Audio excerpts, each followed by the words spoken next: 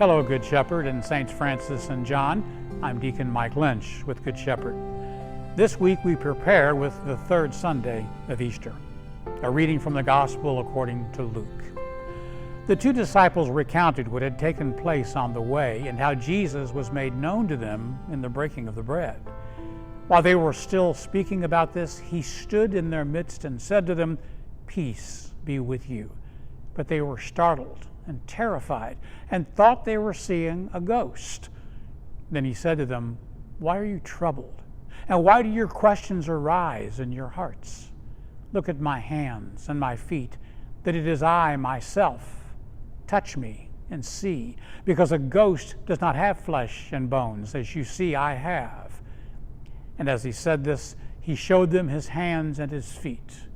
While they were still incredulous for joy and were amazed, he asked them, "Have you anything here to eat?"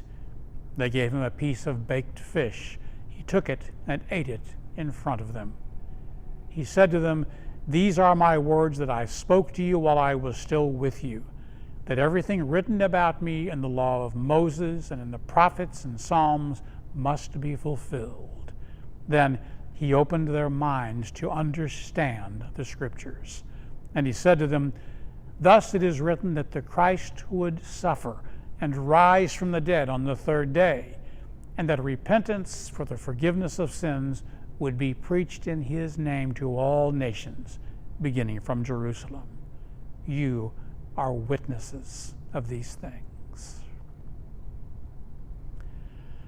I find it a bit troubling that we keep reading gospel stories after Jesus' resurrection that depict his followers as being surprised by his rising, not recognizing him when he appears to them, or, as in this gospel story, being frightened when he appears.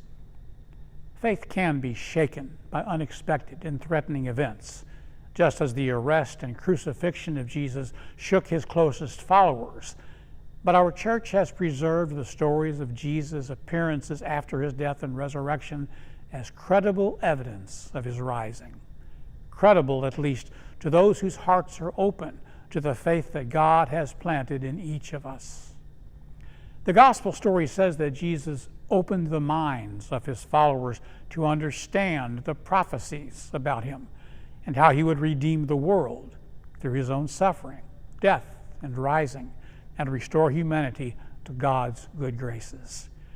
But he also told them that repentance for the forgiveness of sins would be preached in his name to all nations, beginning from Jerusalem. The preaching in his name, of course, would need believers willing to speak openly about the mission and ministry of Jesus and live boldly in the light of his coming.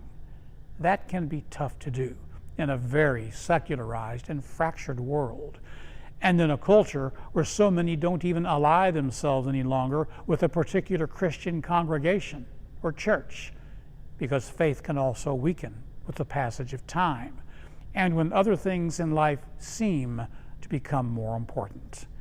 That is exactly why Jesus needs you and me and so many others to be his witnesses today, witnesses to his words and actions, to the love of God for all human beings, and to the divine value and holiness of each human life. Don't worry, you don't have to save the world by your acts and words of faith, hope, and love. Jesus came to do that.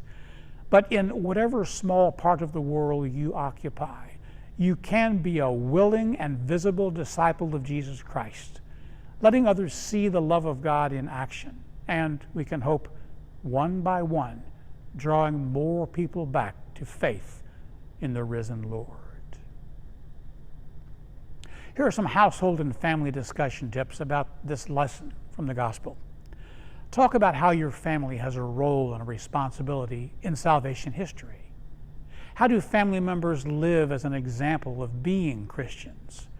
Do the people you know at your place of work, school, or maybe sport teams know that you're a Christian? How might each of you share your belief in Jesus Christ with people in all areas of your lives? Decide as a family on one action you can commit to doing that would serve as a message to others that you are a Christian. Some ideas here.